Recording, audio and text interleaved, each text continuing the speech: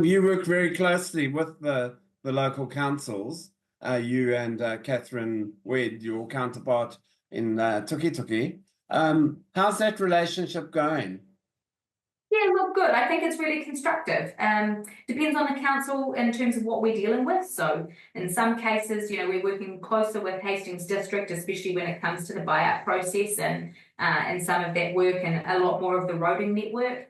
But of course, I deal with Napier City Council on many issues as well, but less of it is related to cyclone recovery. And then, of course, when it comes to the flood protection, that is predominantly with Hawke's Bay Regional Council, but of course it's also with industry. We're seeing with the Whirinaki flood protection, we're working really closely with PAMPAC on that.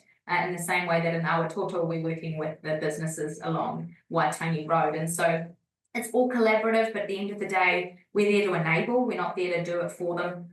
Because of course we want things locally led. So, we've really got an open dialogue. We hear from them when there are issues, we help facilitate and advocate for progress, and so that's really important for us. But we've got an open line of communication, meet regularly, and like to see that there aren't any things in the way of progress, because at the end of the day we want Hawke's Bay to be back and back to full steam, what we were doing before the cyclone. Because all the mayors, without exception, tell me that the system of local government is broken, and they say that they just don't know where they're going to get money from, and they just can't keep increasing rates. Your government, and as early as as recent ago as a few days ago, Simeon Brown has said that basically we want councils stick to their core roles and not to have nice to have projects, and that councils are saying they don't have nice to have projects. They are sticking to core roles. And they believe government should be funding more or finding a solution to this. What do you say to that? Well, I'd say that there's always going to be a scale, because depending on the council you talk to, they'll all say they're doing the basics, but some in fact are just doing the basics, and others think that the things they are doing are the basics. And so there's always going to be a spectrum, and we're aware of that. And so for us, it's about really resetting expectations and being really clear, because one example we've given is, and I say this with inverted commas, because we say, please don't gold plate your infrastructure. Now, of course, what we think of as gold plating and what councils think of as gold plating are two different things.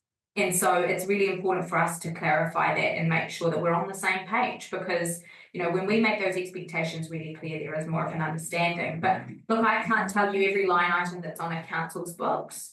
But when it comes to building new toilet centres or new pathways where there might be something quite close by, or a sculpture, for example, and I know that these things don't cost the same thing, but sometimes getting strong water infrastructure is the priority. And if you ask people in the neighbourhood, especially where I live, they'd rather see stormwater actually going down the drain than having a really nice campaign on dog parks, for example. So, I think this is not me speaking on behalf of every resident, and for me, I'm a resident of Napier City Council. But some of these things you just got to order in terms of priority.